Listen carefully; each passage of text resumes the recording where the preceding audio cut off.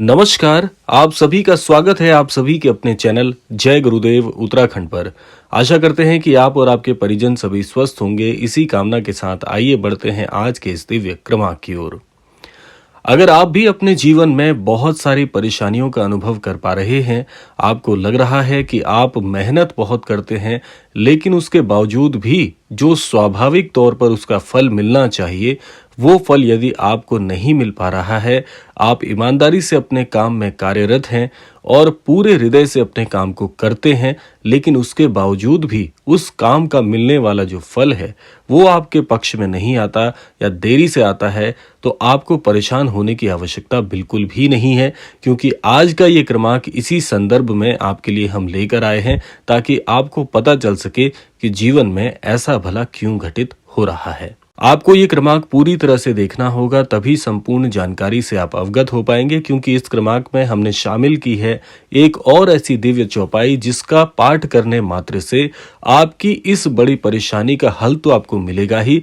कई बार मनुष्य अपने काम को ईमानदारी से मेहनत से करने के बावजूद भी उसमें सफल नहीं हो पाता है, और जीवन में जब ऐसा लगता है कि किसी कार्य की सफलता तो 100% निश्चित है ही, अर्थात किसी किए गए काम में आपकी सफलता का जो पर्याय है वो 100% है, जो कि सुनिश्चित सा लग रहा है, लेकिन उसके बावजूद भी जब वो सफलता आपको नहीं मिल पाती है तो मनुष्य का हृदय बहुत जल्दी टूट जाता है, जो कि एक स्वाभाविक सा तत्व है।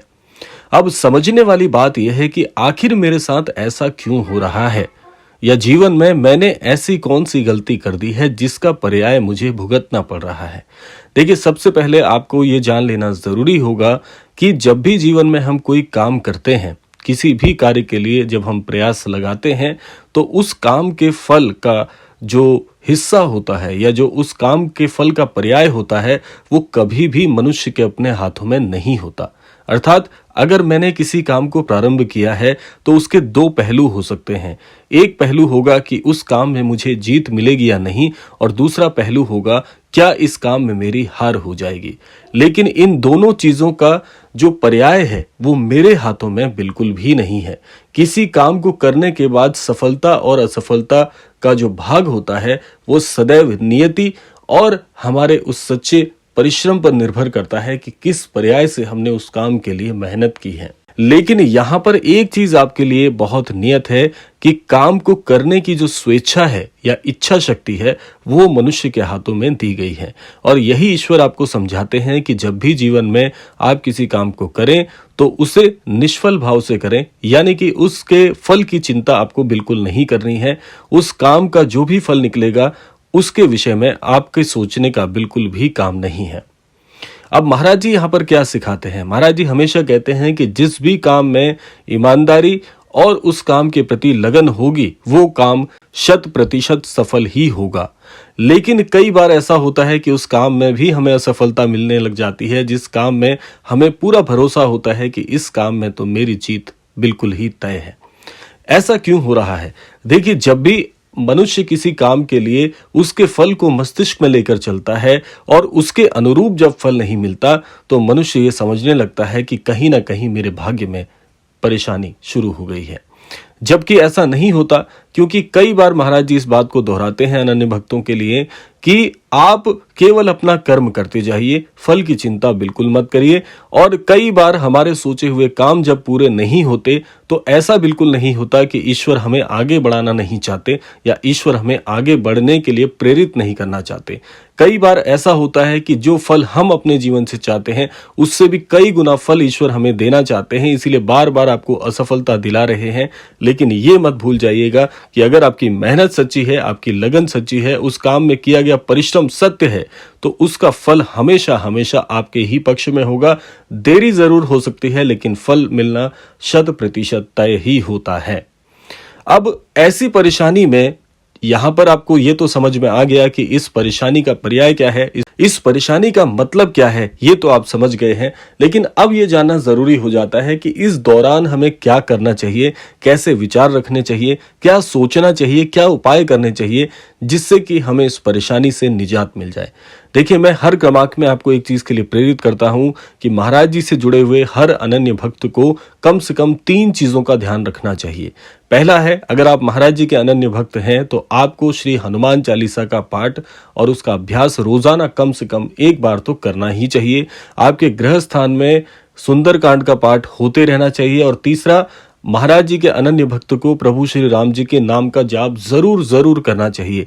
ये 3 चीजें अगर आप अपने जीवन में अपना लेंगे और आप महाराज जी के अनन्य भक्त हैं तो आप देखिएगा इन तीनों चीजों को आज से ही अपनाने में आपके जीवन में कितने बड़े परिवर्तन आते हैं। इस बात को आप लिख कर रख लीजिएगा कि ये तीनों चीज अगर आप कर रहे हैं या करने के लिए अभ्यस्त होते हैं तो आपके काम कभी भी नहीं अटकेंगे। यहां पर आज के इस क्रमांक के संदर्भ में हमने शामिल की है एक दिव्य चौपाई, जिसको अगर आप करते हैं, आपके गृह स्थान में इसका पाठ किया जाता है तो आप देखेंगे कि आपके काम में कभी भी किसी प्रकार की अटकल का सामना आपको नहीं करना पड़ेगा। लेकिन अगर कभी भी आपके जीवन में अटकलें अगर आ रही होंगी तो उन अटकलों से बड़ी जल्दी आपको जो है मुक्ति मिल जाएगी, आपके काम बनने शुरू हो जाएंगे। तो सबसे पहले जान लेते हैं चौपाई क्या है और फिर आपको बताएंगे इसका नियम क्या है, कैसे करना है। चौपाई क्या है, आइए पहले वो जान लेते हैं। चौपाई है, जाकी रही भावना जैसी प्रभु मूर्ति तिन देखी तैसी, राम सिया राम जय जय राम, राम सिया राम जय जय राम। बहुत ही अद्भुत ये चौपाई है। अगर इसका पाठ आप नियमित रूप से अपने गृह स्थान में करते हैं, अपने वाणी से करते हैं तो आपका मन तो पवित्र होगा ही और साथ साथ में आपके भाग्य में 4 चांद लग जाएंगे।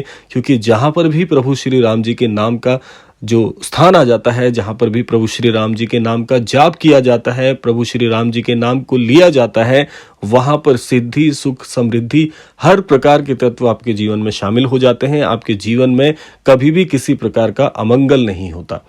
तो इस चौपाई का यदि आप पाठ करना चाहते हैं तो कम से कम इस चौपाई को 21 बार जरूर करना चाहिए। और मैं तो यही कहना चाहूंगा, जितनी आपकी सामर्थ्य है, जितना आपको समय मिलता है, जितना अधिक से अधिक आप इसका पाठ करेंगे, आपको इसके अनेकों लाभ जीवन में देखने को मिलेंगे।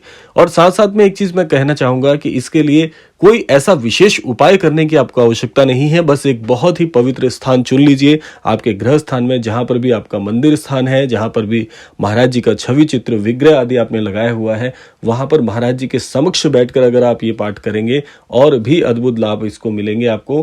क्योंकि महाराज जी के समक्ष किया हुआ पाठ स्वयं महाराज जी इसके साक्षी हो जाते हैं और महाराज जी को प्रभु श्री राम जी के नाम का जो जाप है या उनके नाम का लिया जाना इतना महाराज जी को प्रसन्न कर देता है कि आपके जीवन में बहुत बहुत अद्भुत लाभ इसके आपको मिलने शुरू हो जाएंगे।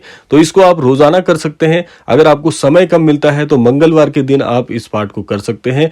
बहुत ही दिव्य इसके उपाय हैं, बहुत ही दिव्य इसके लाभ आपको जीवन में देखने को मिलेंगे। तो ये था आज का अद्भुत क्रमांक। आशा करते हैं क्रमांक आप सबके लिए फलदायी होगा। इसी कामना के साथ समय आता है विदा लेने का।